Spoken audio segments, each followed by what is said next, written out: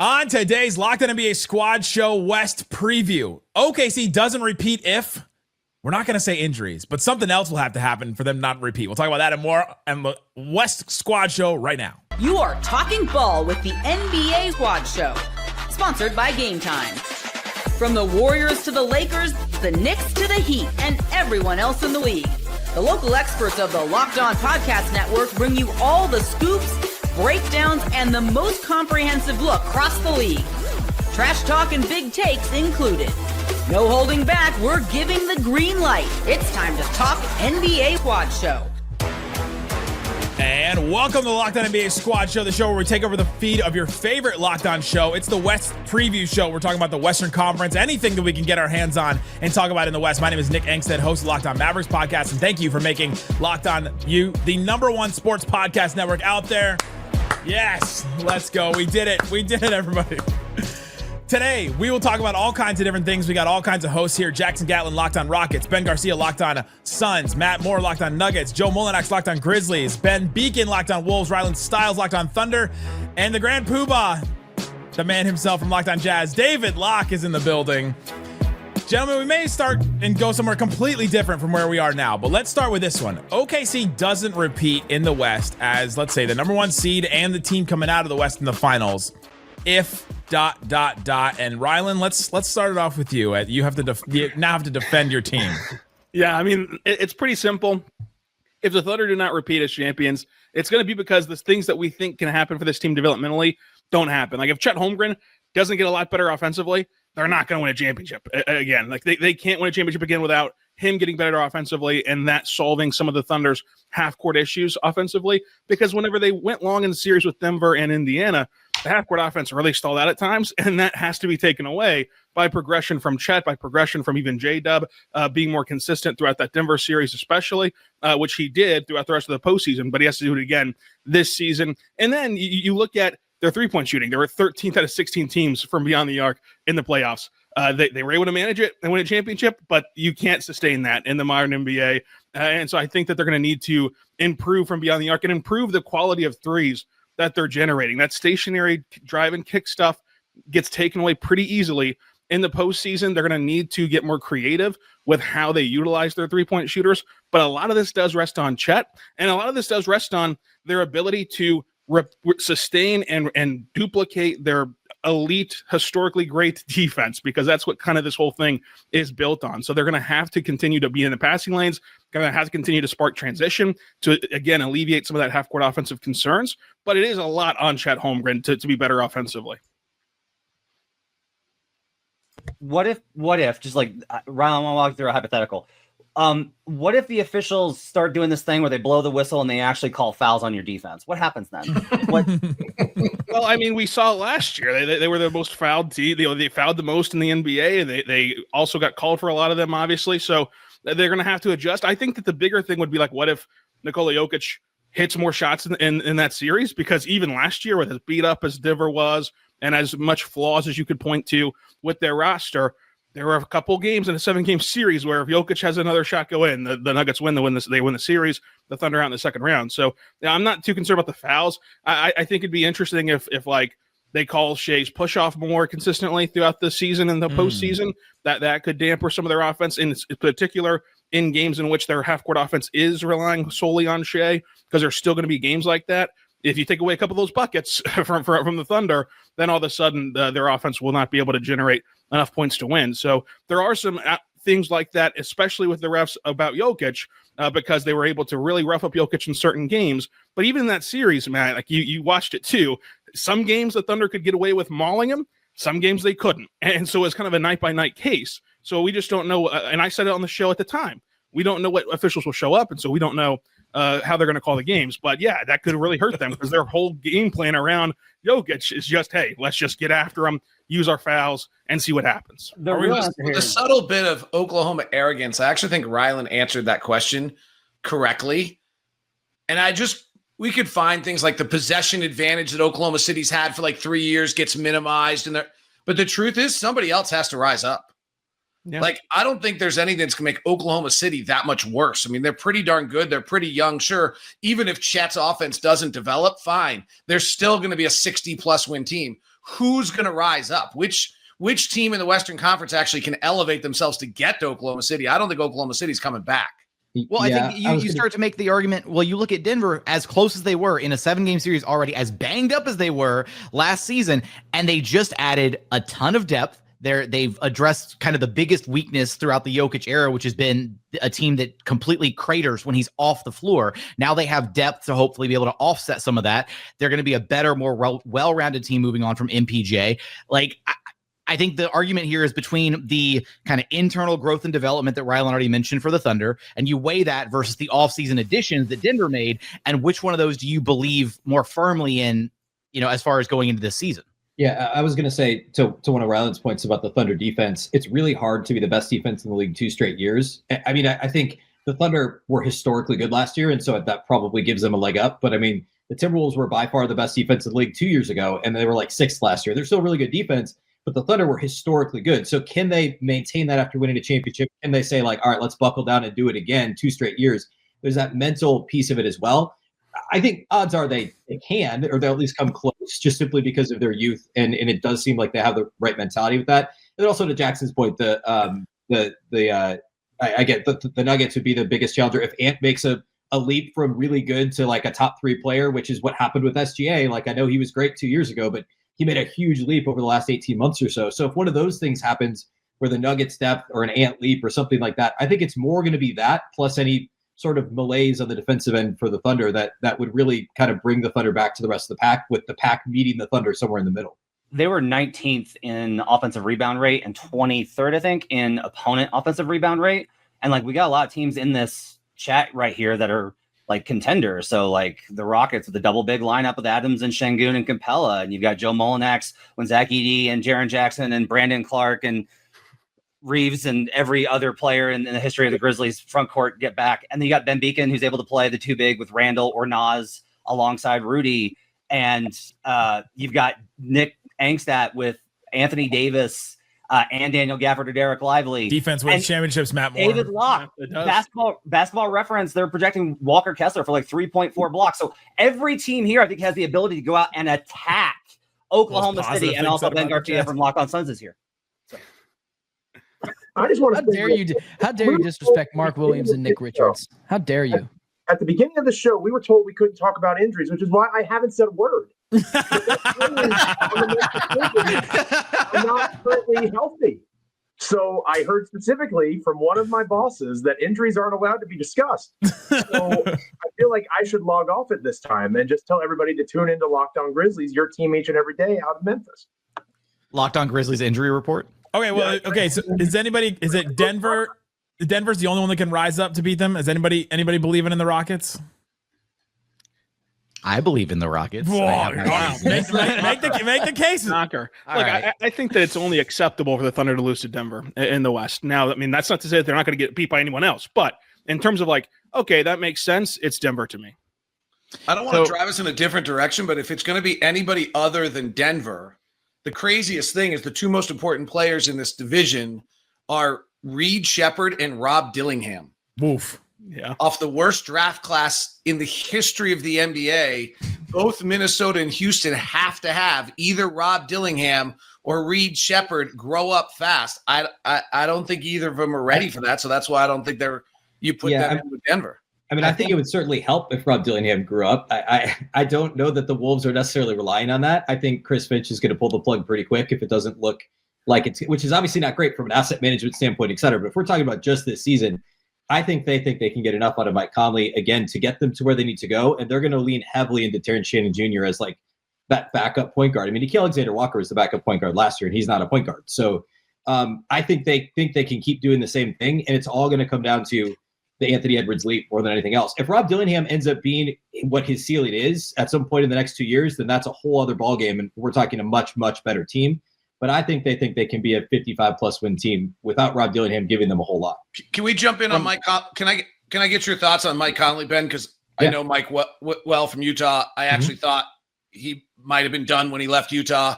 His 2-point shooting percentage dropped 10 percentage points last year. Yeah. He played 5 or 6 minutes less. His 3-point shooting percentage, I think, slipped as well a little, but I mean, I think it was more that his attempts went down. Like, every indicator on Mike Conley is that 37 was the magic number, and there's a real chance he comes out this year and it's just over.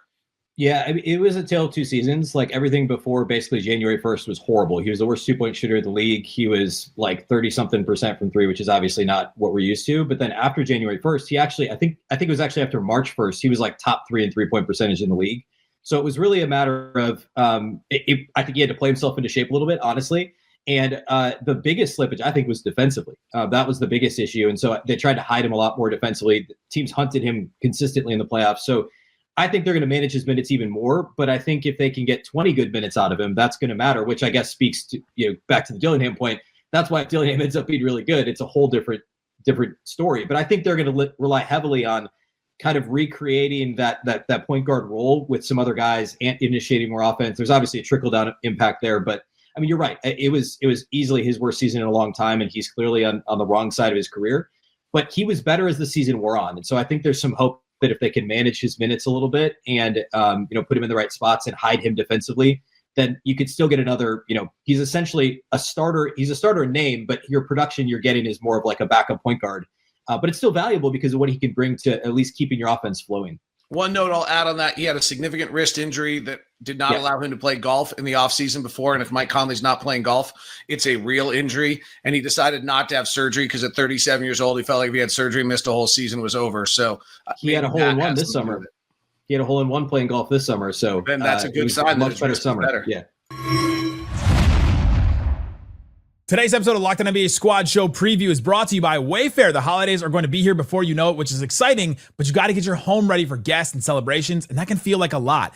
I just went to Wayfair recently and got some chairs, got some nightstands, and got them delivered directly to my house. The shipping was free. It was awesome. I loved the whole process of it. I love being able to check the different colors and prices and all that kind of stuff that you can check out on Wayfair. It makes it easy to personalize your home for the holidays with a huge selection of every style and budget. They have more things than I could find in furniture stores around here. Free and easy delivery like I experienced, even with the big stuff.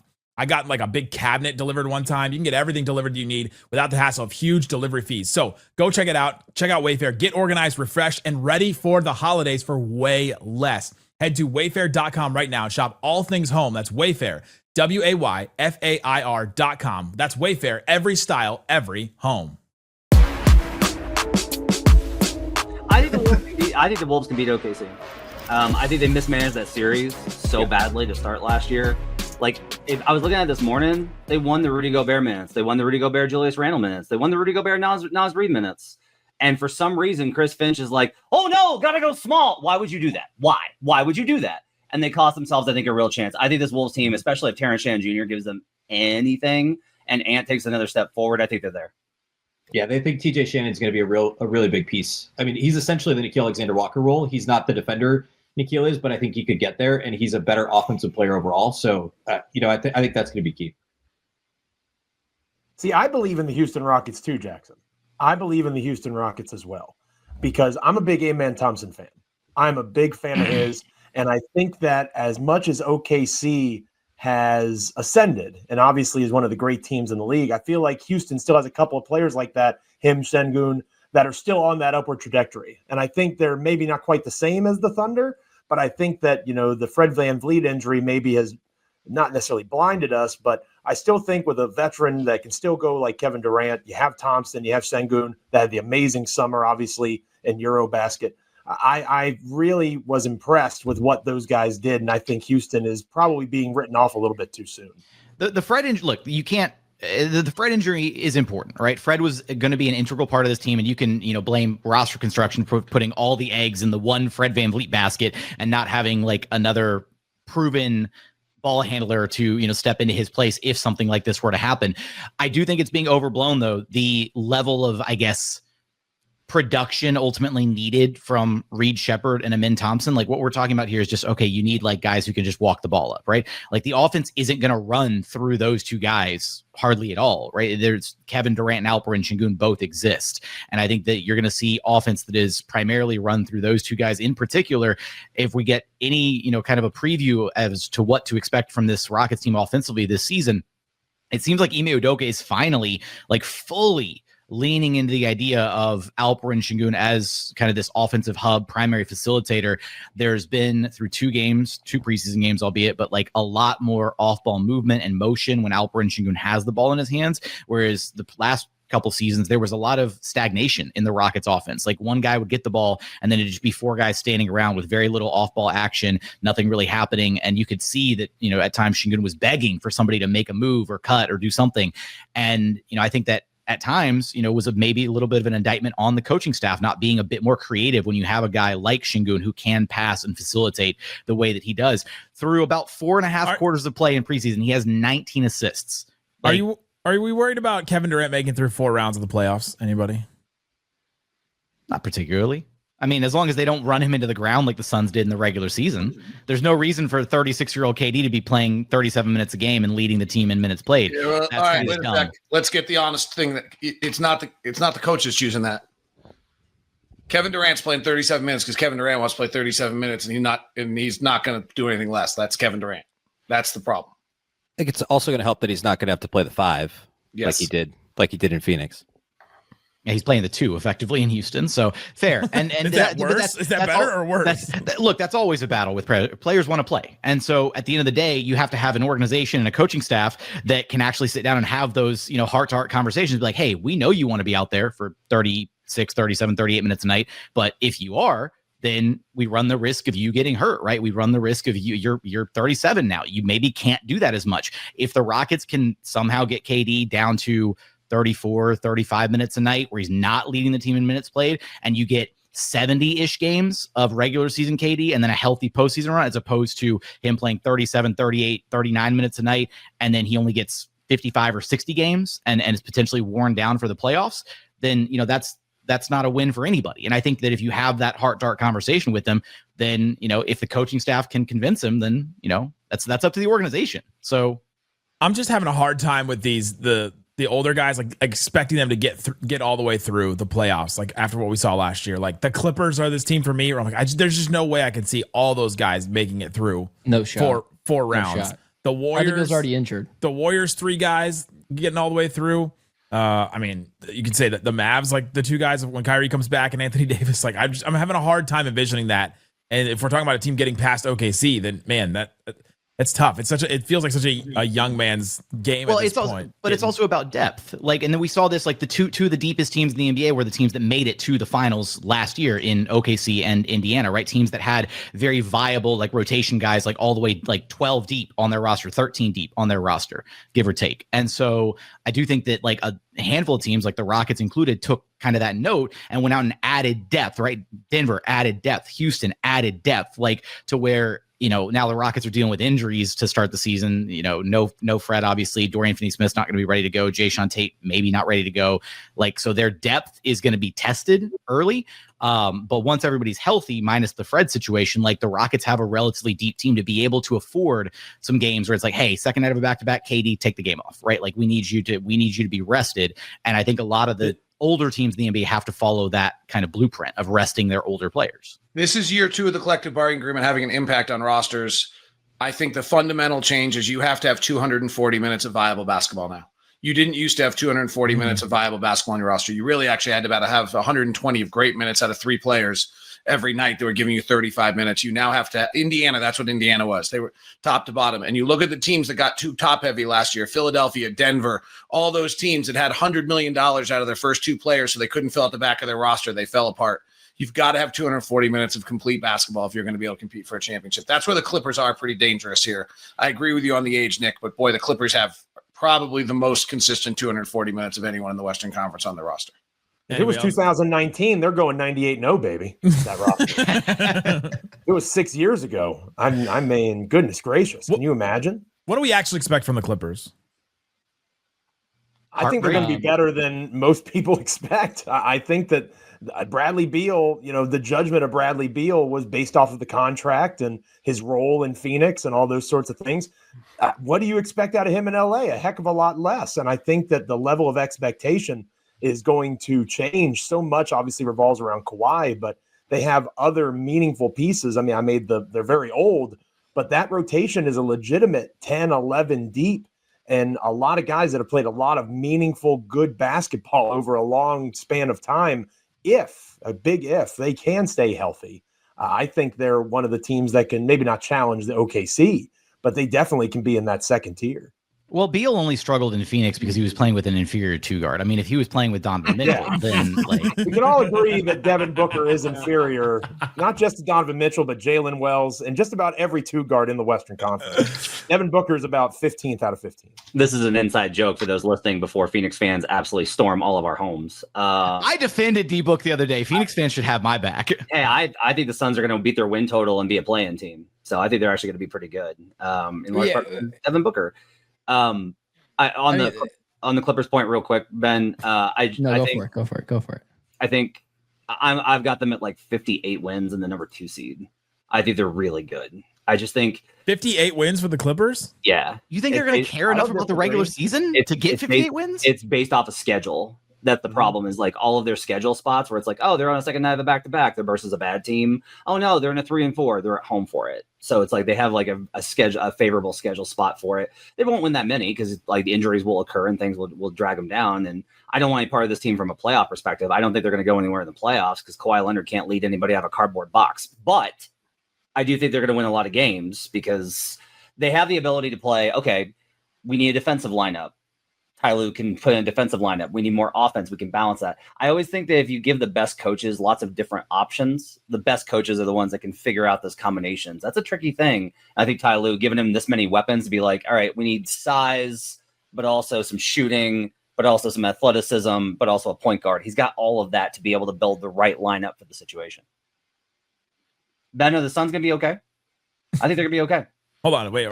We're 20 minutes in. Okay, I guess it's late enough to talk. Yeah, we can talk about it. Listen, we talked about the Suns, I'm sure, when Brendan was here years ago, and they had their spot. Like, we're kind of having to eat crow now. Like, we kind of are having to eat crow here in Phoenix. They, as David mentioned, said bleep the CBA, bleep them picks. We're going to go all in, be top heavy, and that would have worked in 2009, 2010. And unfortunately, people like myself bought into it too, and it didn't work out. I don't want to spend too long talking about the Suns because, like, I do think that they're going to be better this year. You know, I can buy into Jalen Green being a secondary scorer to Devin Booker. I can buy into a lot of that stuff, and this team smash their over total, be a play-in team. I think Booker can be supernova Devin Booker, as he's done in the playoffs before, to the likes of Michael Jordan for spurts where Donovan Mitchell has never done, or Jalen Wells for that instance, if we just want to bring him in, because why not?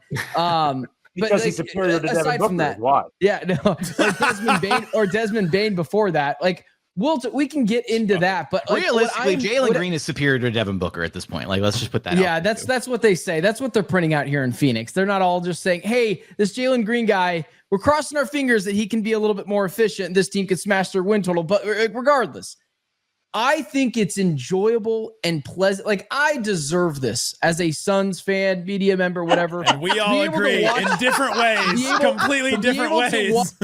Be able to watch another team buy into Bradley Beal. It's like, oh man, it's like you're doing that. Wait, hold on. You're doing the same thing. You're buying into Jalen Green. The same exact way. Easy now. I would argue it's a lot worse with Jalen Green. I can buy. Wait, he's doing the Dylan Brooks thing too, Joe. I can buy into Jalen Green, potentially kind of figuring it out a little bit. I'm not buying him to being this, like, become the best backcourt in the NBA with Devin Booker. I don't know if this team's going to be a play-in team. If you need me to backtrack a little bit there, I just think it's funny that everyone saw what happened in Phoenix, and they're like, oh, but Phoenix was the problem. You know where he's going to go and thrive? Very stable and championship pedigree, not the worst California team over the, their history, the Los Angeles Clippers. Like, yeah, that's where he's going to flourish now. So I just find it kind of fun. California? Okay, fine. They're both the worst. All right, they're both the redheaded stepchild. This happened in the East one too. Hang on, how many conference finals appearances do the Kings and Clippers have between them in the last 25 years? The Kings have Don't the Kings one, have and the Clippers one? have one, I think. Oh man! Yeah. 25 years. Wow!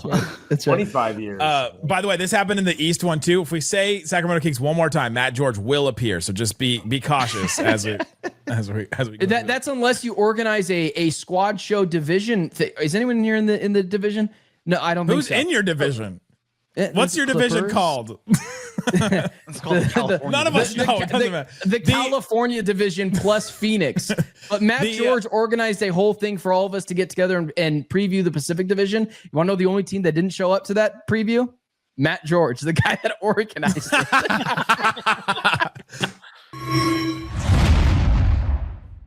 Today's episode of Locked On NBA Squad Show NBA Preview is brought to you by FanDuel. FanDuel Sportsbook has all kinds of props and odds, things that you can use to get in on the action. NFL season is here and NBA season is around the corner. FanDuel has a deal that you won't want to miss. If you're a new customer, you can bet just $5 and you get $300 in bonus bets if you win to use across the app anywhere. So put it on something that you absolutely think is going to happen. So check out like a game where you think, oh, I'm going to put the money line on like the Thunder winning that opening night game against the Rockets on ring night, or maybe the opposite because teams don't usually win on ring night. You can also look at some of the over-unders on the regular season wins. So like my Dallas Mavericks, 40.5 is their over-under. I'm taking the over on that. You think Anthony Davis, Cooper Flagg, and all of them are not going to be over 500 this season? Come on. Even if Anthony Davis misses like 20 games or something like that, which I get it. Rockets also 52.5 over-under. I know they lost Fred VanVleet, but you add Kevin Durant to a team and they're not going to go over the wins that they had last year. That's interesting. Go check it out on FanDuel. What are you waiting for? Visit FanDuel.com to download the FanDuel app today and get started. FanDuel.com. Please gamble responsibly. Another team in that division, another team that's old, is the Golden State Warriors. I don't know that they're filled out to the 240 minutes that Locke was talking about earlier. They tried recently. They signed a bunch of guys, but they were good at the end of last season when they added Jimmy Butler, but then they just crashed and burned. It felt like in the playoffs. You see the Kevin Pelton projection on them? No. Number two in the West by a lot. Yeah. My only addition on the Warriors is that Warrior fan tipped me off that they're calling the lineup that features Horford, Steph, Jimmy, and Draymond the near-death lineup. That's good. You know what? Just like Ben said he deserves this Phoenix season, we deserve that. All of us that had to deal with that Warriors team. Hey, I deserve it more than anybody else. Okay, that team has crushed my hopes and dreams. Watch out. Ever heard of Kevin Durant, buddy? Are you kidding me? Ever heard of Kevin Durant? You have Kevin Durant. You deserve that. Yeah, have fun with that, by the way. Well, I gotta say though, but in all seriousness on the Warriors, like they do peak out the 240 in a way that maybe only the Clippers do, right? I mean, there's a chance that Buddy Hield's not in their rotation. I know we said we weren't going to talk about health, but we can talk about age. And I mean, I feel like that's where the depth matters even more is we can't predict whether or not somebody's going to get hurt, but we can predict that Jimmy Butler or Steph Curry is only going to play 60 games, 65 games, right, whatever. So that's where the depth matters that much more. But I think they actually have, I think there might be the only team in the league that has 290 minutes. Yeah, who are they getting that from? Yeah, it's like Gui Santos and Quentin. No, I think Gary Payton II, Buddy Hield, Trace Jackson Davis are all kind of borderline rotation players for that team. But Trace Jackson Davis is borderline rotation player because sometimes Steve Kerr just doesn't want to play him. Yeah, right. Same with Kuminga. And the 240 is that you have 240 of viable rotation minutes, and Trace Jackson Davis may not be a viable rotation player. I would agree with you on that. But otherwise, I mean, the 240 thing's pretty interesting, you guys. If you run through every roster, it's hard to, most teams don't get to it. Like I just did Phoenix while we're talking. They're at 150.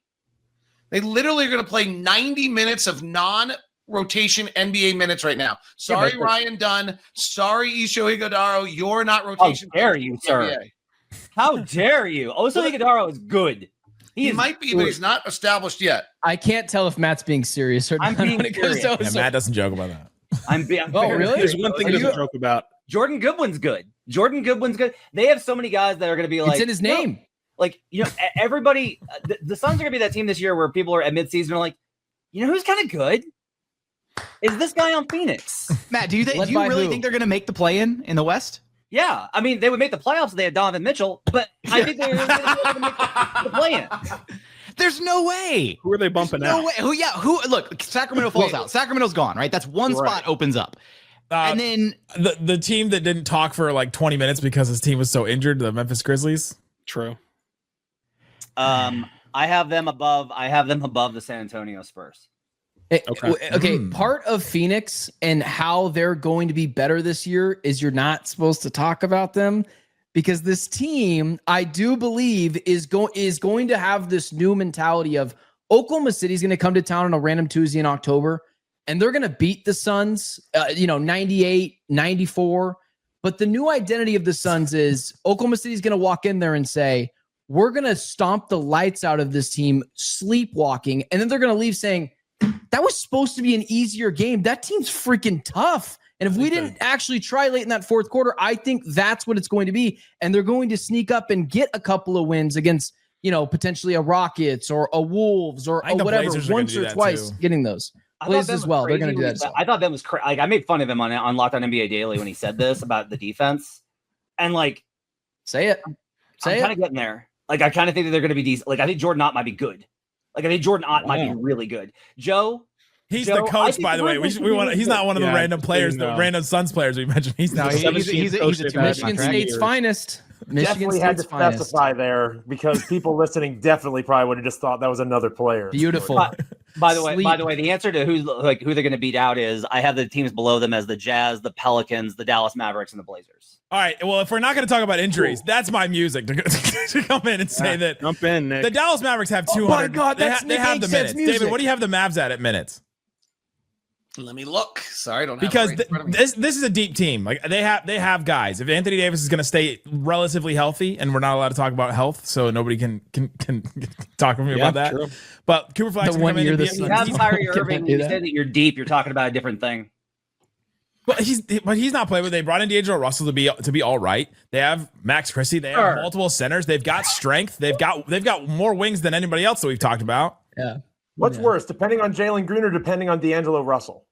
Oh, D'Angelo Russell. Come on now. They're depending on D'Angelo Russell way less than the Suns are depending on Jalen Green. What's worse, depending on a combination of D'Angelo Russell and a rookie or depending on Jalen Green? You know what's worse? Me having to defend Kyrie Irving about D'Angelo Russell against Bill Simmons today. That was the thing I never thought I would do in my career. That's admittedly a bad thing to have. That was very. But I think D'Angelo Russell knows what his role is going to be. He's coming in and he's had really good chemistry with Anthony Davis before, and that's all you want him to do is to come in, set him up, set the rest of the guys up, play well with Cooper Flag. Now, when Cooper Flag said that D'Angelo Russell was mentoring him and that he was helping him learn where to be on defense, that was when my eyebrows started to raise and I started to think maybe this is too much D'Angelo Russell for my liking. But I think he's going to be fine in the role that he's going to play. He's going to give them what they need. And I think Cooper Flagg's going to be better than a lot of people expect early on because he's a connector and he's not going to put up the crazy numbers necessarily that we've seen from like a Blake Griffin rookie in the past. But I think they get there minutes wise, at least rotation wise, if we're talking about deep teams. When Coop looks like a turnstile defensively, we know who to thank. Sorry, go ahead. No, I just said when Coop looks like a turnstile defensively, we know who to thank. Cooper Flag? Cooper Flag's going to be a ball. Oh, because he's taking defensive notes from D'Lo. Yeah, right, yeah. If he's always in the wrong spot, then I'll say that. How many minutes they get, David? They get 240 if you count Max Christie as an established rotation player in the NBA because of his second half of the season last year, and if you put Caleb Martin in rather than Dante Exum in the rotation. Well, Dante Exum has not played yet, and Jason Kidd, when asked what he's out with, he just said he's just out. So I'm not feeling good about that one. Yeah, I don't think that Dante's I don't think Dante's an established rotation player in the NBA, despite his nice comeback to the NBA. Not anymore, but it's because of injuries, and I'll say that one. Yeah. But yeah, so yes, they hit 240. If they hit 240, that last guard spot is very tough for them, and that's where if Kyrie Irving does come back, or when he's healthy next season, then they're for sure. And I joke, but like the Mavericks, I don't trust my projection on them. Like they could be totally fine. They could be pretty good. I don't understand how a team that doesn't have a point guard is going to be that good. I'm really worried about the Cooper thing because it's like Cooper needs to be this positive impact player. And historically, there's a couple of counterexamples. What Cooper thing? So Cooper needs to be like impactful for you. He needs to be really good and he needs to help you win. And very few rookies are positive in terms of winning their minutes. Zion Williamson did this in his rookie season. That's a pretty good comp, right? They're not the same type of player, but similar level of hype. It's just like typical, like Kevin Durant was like a negative every year. And it's like, well, he's on a tanking team in Seattle. Sure. But like they were also worse with him on the floor than off. And that's Kevin Durant. And they were playing him at the 2, which is not maybe what Jason Kidd has already said about playing Cooper Flag at the 2 and maybe potentially out of position. I think Cooper's going to be awesome. I just wish he'd been drafted literally anywhere else. And I think he'd be in a much better spot. I hate him being on this team where it's like, we got to win because we got to prove Nico was right. but also it's the veterans, so you need to make sure you don't mess up and don't make mistakes, and so you can't expand your game. Yeah, but he's not a player that makes mistakes. Like he's not that type of player. He's a player that makes the right play like every single time he gets the ball. But every rookie makes mistakes. Sure, but every player makes mistakes. Except Jalen Wells. Jalen Wells does not make mistakes. Or Jalen Green. Or SGA. Or Osi Iguodala. Or Oshie. Such a random fandom. That is amazing, Matt. I just want to congratulate us for doing like 7 minutes on the Suns, and we have not mentioned the Lakers yet at all in this NBA preview. I mean, this is what the Locked On Network is all about right here. If they don't, Lakers don't show up. The Kamenitskis aren't here. We haven't talked about them. How does LeBron's injury change Hennessy sales, Matt Moore? Something to think about. You know, somebody told me that they think he's just going to retire, and I still can't believe that. Like, I just think that you're going to get like the Nike ad at the beginning of the season, and the Nike ads, like he's going to make money off of it. That's why I actually thought there was a possibility this was real, because I was like, if he does it, he's going to make a thing out of it. Not because I think he cares about the attention, because his whole life is attention. He just like, it's weird. It's not the same to him as it is to other people, but because the money. And so I think that he'll kind of get there. I can't figure out where this Lakers team is at. The preseason stuff is extremely worrisome. It looks really bad, but like the roster should be better. But I don't know if like where they're at with Redick. I don't know if guys are buying in. Like the fans are frustrated because they're not doing stuff in preseason. I don't know what to do with the Lakers. They play 6 games. The Suns are the team that made them look bad in the first game. Just make sure throwing that out there. What do you think about Ayton? What do you think about Ayton in that spot, Ben? If he's got like a pick and roll maestro with Luka, like does that at least make him look better? So yes. DeAndre Ayton playing with Luka Doncic is going to make him better because of the 2-man game that you can kind of play with, pick and roll, throw the ball at the rim. Like he will do that. And he is undoubtedly a better player than Jackson Hayes. But there is a want to in the NBA that DeAndre Ayton will never do. He will tell you in press conferences, he's dominating. He'll tell you he's going to go out there and give it all he's got, and he's going to get offended when you ask him about his effort. But Jackson Hayes plays with an effort that DeAndre Ayton will never play with, and that is just a quality that is not measured by statistics, and Lakers fans are going to want to pull their hair out by middle of November because you have this player that's got a soft jumper at the elbow, hits those very consistently. But he's not an aggressive player. He doesn't have the want to or the motor. Like, the thing with DeAndre Ayton that I think perfectly encapsulates him is after 1 year in Portland, what did they do? They drafted his replacement, Donovan Clingan. After year 2, they said, we'd rather just pay you to leave. That is the DeAndre Ayton experience. And I think that there is going to be a quality of Jackson Hayes who plays with a want to that DeAndre Ayton will never play with. So yes, there will be nights that he looks good with Luka, but I can't buy into the DeAndre Ayton experience until he does it for an extended period of time and not just a playoff run with the Suns back in 2021. But this is a contract year, DeAndre Ayton. This is a prove-it season now. Anybody believe the Lakers are top 4 seed in the West? Luka's pretty good, by the way. Yes, yeah, Luka's really good. And that's their path, obviously, right? Like it's if Luka is Luka from 2 years ago, then you could argue the rest of this roster is. And what was that like, Ben?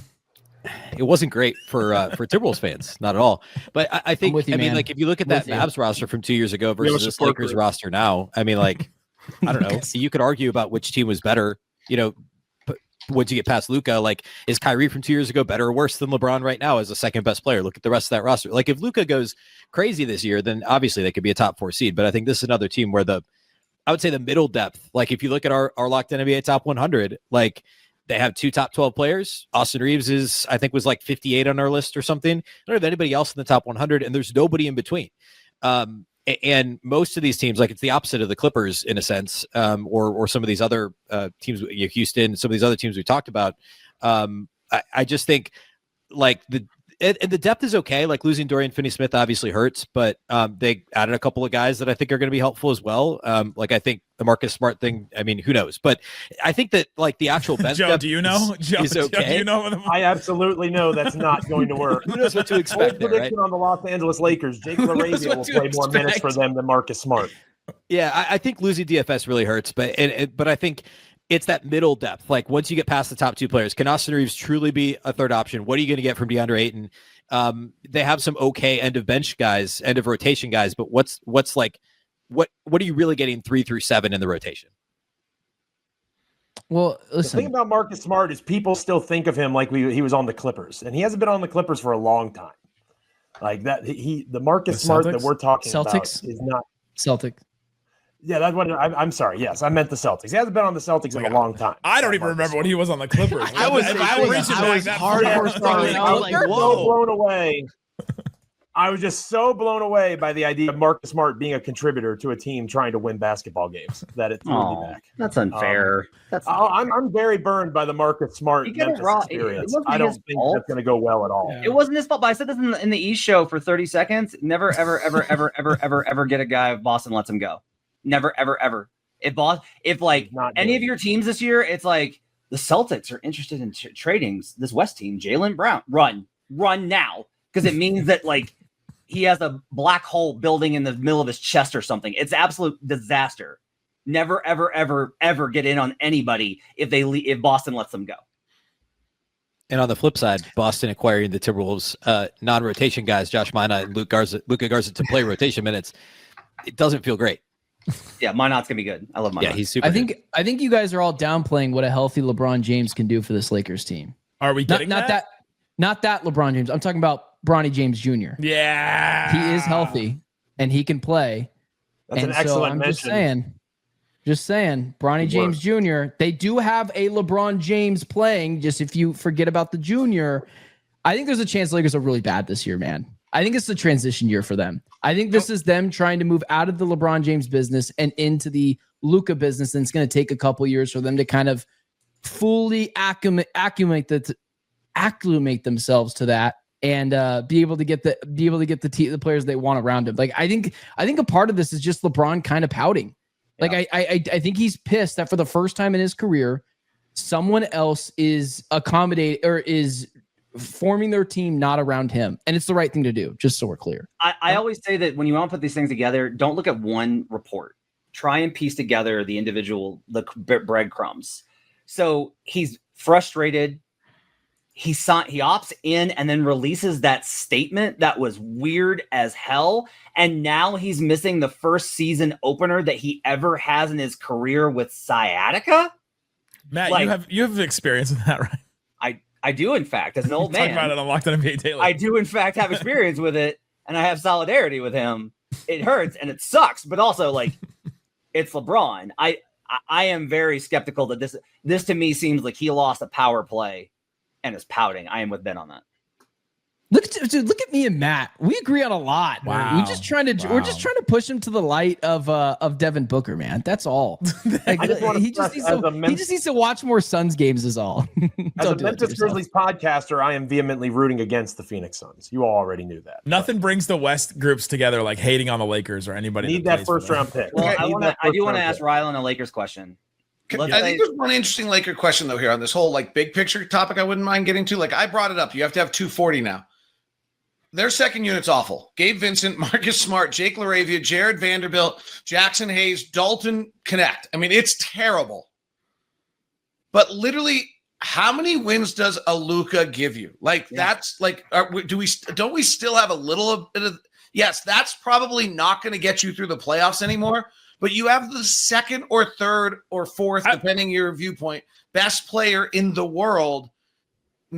Heliocentrically having his hands on 70 possessions a night. I would argue it actually helps you in the playoffs more than it helps you in the regular season. I think he gives you like 40. He'll get you to 45 wins. Is that enough for them to get out of the play-in? Probably not. Well, here's my thing. I want to ask Rylan about this. It is my informed opinion that there is no player, I think, in the Western Conference that OKC fears more than Luka. He breaks that defense. He breaks it because all the stuff that they do against everybody else doesn't work on him for a variety of reasons. There is one. Sorry? There is one. Washington, yeah. There's one. Yeah, that's true. So second, but yeah. But yeah, like, is there something to the idea of like, look, if Marcus Smart has a bounce back year and Joe's wrong and he can play, and if DeAndre Ayton and Luka's relationship, because I think that's the important part is like Luka and DeAndre Ayton are actually good off court when Luka and KP never got along, and that caused a lot of problems because Luka's a particularly Anyway, but the Balkan. If the combination works of just like, hey, pick and roll big with Luka, shooters around them, LeBron and Austin do whatever. I have a little bit of concern about like if the Lakers are good. That's a matchup I don't like for OKC. The gap between those teams is massive, right? It's like I'm not arguing. They're not going to beat them though. There's not enough depth. The defense. I mean, you beat them with PJ Washington, so and a rookie center. Yeah.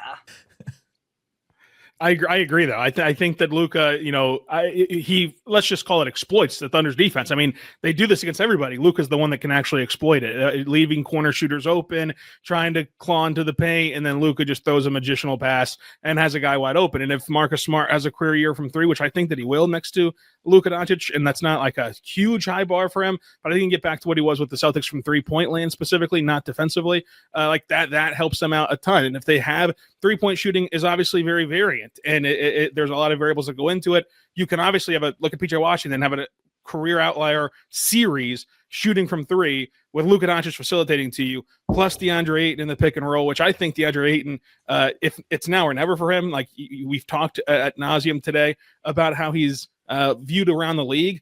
We also saw Russell Westbrook have a bad year next to LeBron and the Lakers, and how he's now viewed around the NBA, not even having a job. I think that the desperation can create some of that artificial motor that Ben talked about earlier that DeAndre Ayton doesn't have. So I really do think that the Lakers can be a threat to OKC because of the Luka Doncic factor. Like there's just no stopping him, because even for as great as the Thunder are with perimeter attack defenders, he's able to break those guys down. And then you do want to shut him off first and foremost and live with the results. That's the Thunder's philosophy for every team. Just shut down their best player and live with the results from 3, because there's natural abilities for guys to miss wide open threes in the league because of what 3-point shots are. They don't value defending the corners as much as other teams do. And so, yeah, Luka's the guy that can really pick that apart. I think that against Minnesota, it's the same situation, only Minnesota did not get the 3-point luck that PJ Washington did. Anthony Edwards in that series, yeah, you can say he didn't score enough. He made some excellent passes and some excellent reads, and then the guys clanked him in the corner, and the Thunder won the game. And it's like a lot of that was not on Edwards last year. A lot of that was on they didn't have a PJ Washington step up. And so Luka Doncic does raise the tide of his shooters more than any other playmaker, in my opinion, and that's going to hurt the Thunder with the way that they play defense.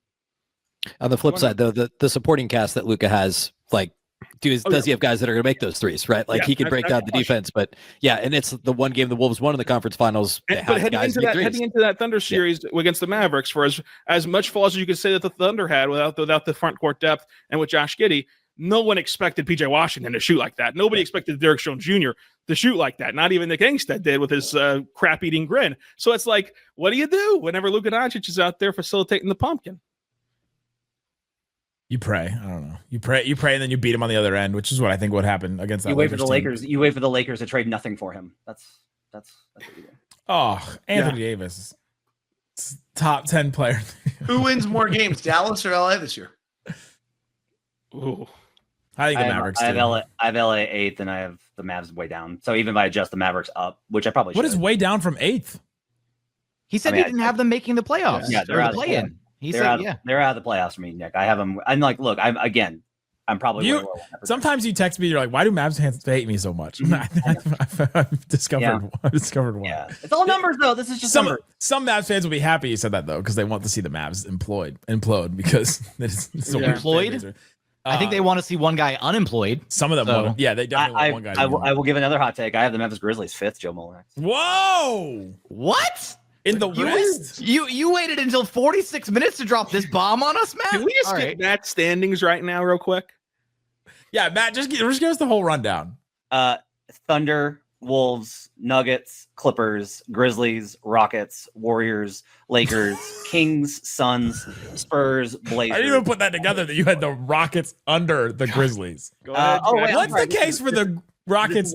This is a little behind. I apologize. This is a little behind. Behind what? I did an update, which actually bumped up the Rockets because it's got offensive rebounding included, which is the only way they could score. So that's the only way they could score. Can you do that again? Yeah, hang on. Let me pull it down. So the I thought it was good. Right ones here. Let me get I was still stuck on the Rockets at 6th under the Grizzlies. Yeah, no, they're higher now. I'll pull it up in a sec. But yeah, I have them. I do have the Rockets a little bit lower. Now Just give the rundown again. I gotta pull it up. Thunder Wolves. I do like the respect to the Wolves who've been to the conference finals 2 years in a row. I don't look. Yes, the Rockets' offense last year was abysmal. It was trash, and it was really bad for a bunch of different reasons. One of them is now in Phoenix, and so you add one of the greatest scorers the game has ever seen in Kevin Durant, a walking 50, 40, 90 efficiency. And he's replacing the absolute abysmal efficiency of Jalen Green. Like, Fred is a big loss. Fred is a big loss from a culture perspective, from a defense perspective.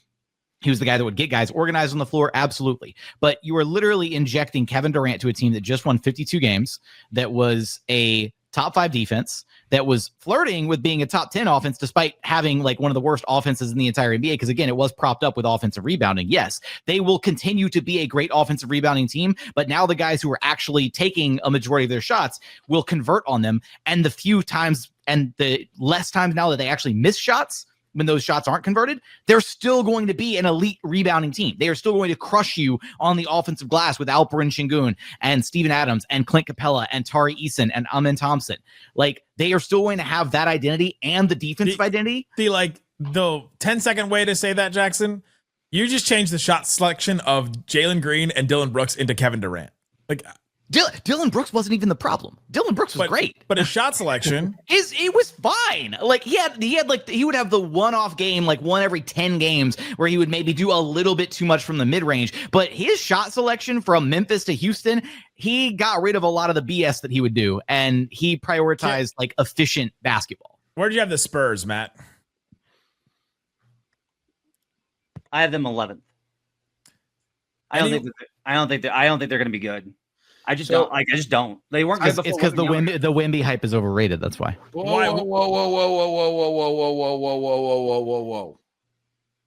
So I agree. None of it fits.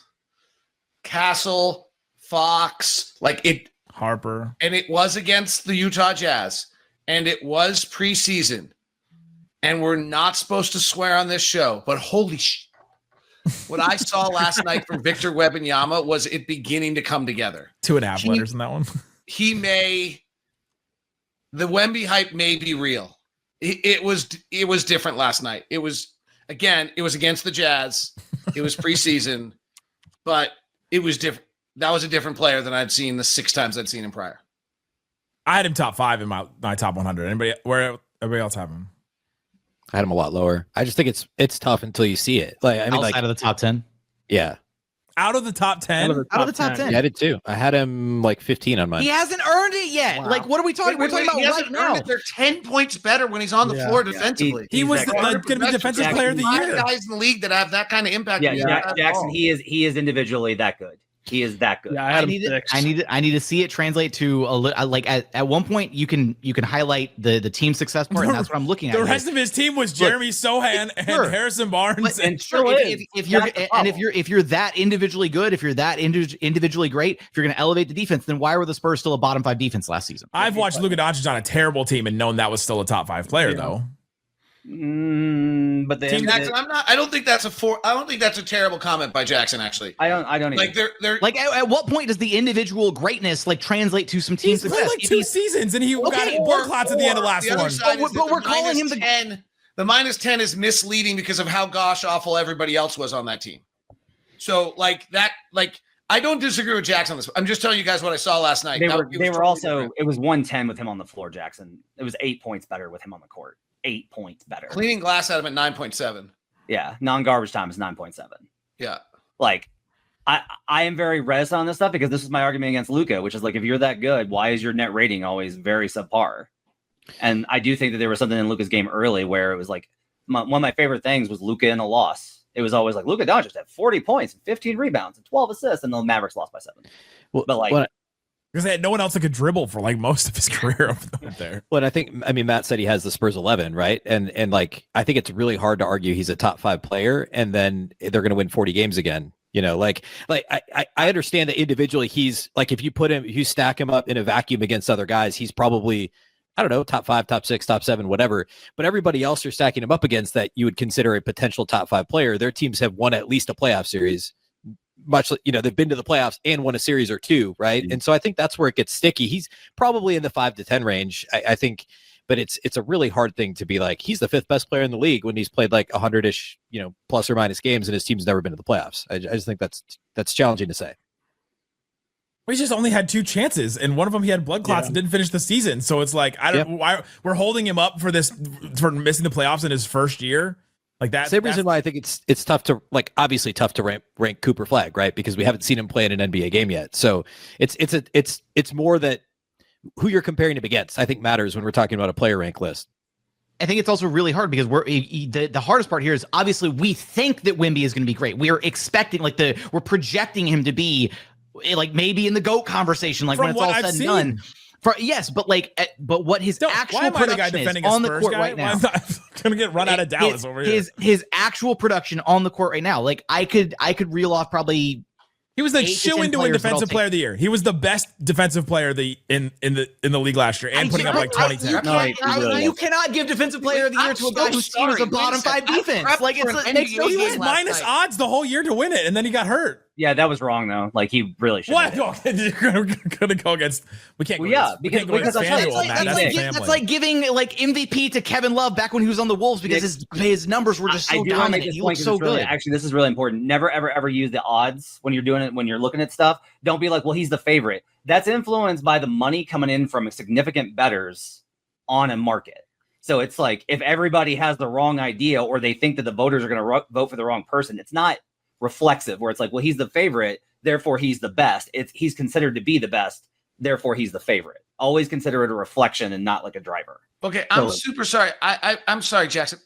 I swear I prepped for an NBA game last night, and the dude I prepped for averaged 24 points, 11 rebounds, 3 assists, 4 blocks, had an effective field goal percentage of 59% or 57% last year, shot NBA. 35% from 3 and 48% from the field, taking 9 a game while making 84% of his free throws. I know those are all standard numbers that aren't advanced metrics, but I'm sorry. What did I miss about those numbers not being unbelievable? Well, for me, a lot of it's like if you watch him, and I'm really scared about this year because it looks like he's added muscle, so he's able to bunk guys off. But you could move him so easy still. Like guards can get into him. Like Amen Thompson can create separation by bumping into him. He's still super impactful, David. I'm not arguing that. I'm agreeing with you. I actually think this is my point.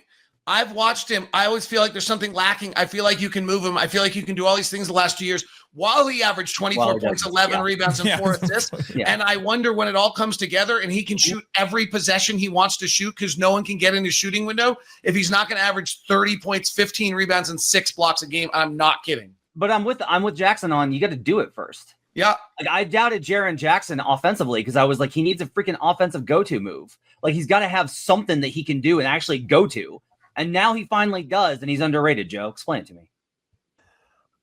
Jaren Jackson Jr. is underrated, so is John Morant. But again, I was told that we can't talk about injuries, and the Grizzlies are extremely injured right now. So while I'm very honored that they're 5th in your rankings there, Matt, may not be anymore. The thing about Jaren is we bully Matt out of the Grizzlies at 5. Yeah, I'm thrilled. The thing about Jaren Jackson Jr. is he's kind of become underrated in Memphis, even after the great season he had, because of this new coach with Tuamasi Isolo and the re-emphasis on pick and roll and getting Ja Morant going, and Zach Edey, Matt's favorite player, is going to have a big year in this system. And there's so much that's being prioritized that isn't what Jaren did well in the revamped offense from last year. Because while the Grizzlies defense went off a cliff, the offense was legitimately better last year. And the main reason for that was Jaren Jackson Jr. So Jaren Jackson Jr. developing the game that he has as an isolation scorer. There were stretches last year where he was one of the best isolation scorers in the entire league. The way that he's able to create offense is so predictable now that he has to be in a position where he's a better creator off of that dribble, finding people, passing, facilitating offense. I hope that's the next level for him. But Jaren is a great example of exactly what you're talking about with Wemby. And my concern about Wembanyama is the team that's being built around him, like you guys said, not a ton of it really fits. I feel like they're still a big move away from really unlocking what Wembanyama actually is. Like they need to, like the Giannis rumors, which aren't going to happen, but that would be terrifying if that actually did occur. Like I feel like that would unlock what Wembanyama actually would be best at. They're asking him to do things as a physical presence that I don't know that he can physically do in terms of being able to be moved by guards and other wings that in theory shouldn't be able to move him. Like that doesn't happen to Jaren Jackson Jr. Wemby's 6 inches taller, but Jaren has the physical mass and frame that he's able to handle himself. You bring in somebody like a Jaren, like a Giannis, someone of that ilk. I think that's the kind of guy that unlocks what Wembanyama can fully be in the NBA. I don't know if the Spurs are going to be able to get there or not. They have the assets. The question is, you need another team to be willing to ship them to you. It's actually why I really like the Luke Cornett, Kelly Olynyk additions and stuff for them. Like let those guys handle the 5 spot, right? Let Wemby, Wemby is a 5, but you run him at the 4 and then you run him at 5 in certain lineups, whatever. Let somebody else handle the brunt of like the physicality of that 5 spot and just let him be that roaming presence defensively at the 4 and just blowing everything up with his size and length. But that's a fair reason they're not like the Spurs, because when you're counting on Kelly Olynyk to be that guy for you, like that might be a bridge too far in terms of expecting them to make a leap in front of other teams that are still trying to compete in the Western Conference. Anybody have any parting shots about any of the bottom feeders in the West? Anybody? I mean, the Pelicans' ceiling is what to close out this division. Since we can't talk injuries, the Pelicans' ceiling is what? Play-in team with ceiling, right? Zempic Zion? Are you kidding me? Let's go. 5 seed. 5 seed. 5 seed with their They were healthy. Trey Murphy, Zion Williamson, healthy DeJounte. How about Trey Murphy for show me, right? Like I feel like that's the player that everybody's like. Herb Jones. He's really good. Trey Murphy's really good. They have like a really good like they have top a lot of players. 8. They have a lot of players. They have 240. They do. There you go. 240 for the Pels. Just some nights it's going to be 105. And when Zion's playing though, and when he's out there, man, that's a top 10 player, and we've seen it for a whole season as a top 10 player. I like the Trailblazers a lot. I think that's a team that could crash the party in the playoffs. The Blazers. I like the Blazers. Joe. The same way Ben was talking about the Suns being like this team that you're going to roll into and be like, it's the Suns. We're going to beat them. They're going to be such an annoying team to play. The Blazers, their defense is going to be. That's where I'm at. Sure Chauncey Billups is good. Like, are we sure? No, I'm not sure of that, but I'm sure that again, their starting 5 is, whether it's because of Billups or because of whatever else is happening up there, they are going to be what Ben said the Phoenix is going to be. I think that's what Portland's going to be. You're going to go in and think, holy crap, that was a lot harder than it should have been. They were already that last season. Right. That's the thing. Ish. It seemed like that, but then you look at like if you take a step back and you look at even in their good stretch of games, you kind of walk away being like, like I was ready to be all in on them, and then I did the deep dive. I mean, I'm not saying they're good. I'm just saying they're not like this. Yeah. They're not like this 19-win team, right? Like it's not like going in to play the Nets. There's only one team that's not trying to win games in the West, guys. And they have Isaiah Collier, so it's okay. Isaiah Collier is great. I love Isaiah. I have a question for David. Does Markkanen finish the season in Utah? Yes. Interesting. I just think because the Lakers play them the last game of the season. Here's the quick answer. I didn't hear it. Because the Lakers play them the last game of the season, or yeah. The quick answer is you actually you have to have a piece or two that's actually around when you rebuild. And so if Ace is good, which honestly he looks incredible so far, and then you get whoever you get next year, AJ, whatever young kid, you've got 2 of them. The fact that Lowry makes $40 million is fine at that point, whereas Lowry making $40 million on a good team isn't actually fine in this day and age. So I think it's hard to trade him because it was $40 million, and then 2, I do think they're going to try to get better. They have $42 million of cap space in the offseason. I think this thing is like they're going to draft this next year and then hope they've hit and try to move this thing forward. So I'd be surprised. I would be surprised. I mean, now the only way would be is if there's some piece out there that they believe is, piece 1A to Ace Bailey or piece 1B to whoever they draft next year, that they could get for Lowry Markkanen, and they go do it. And I don't know who that is.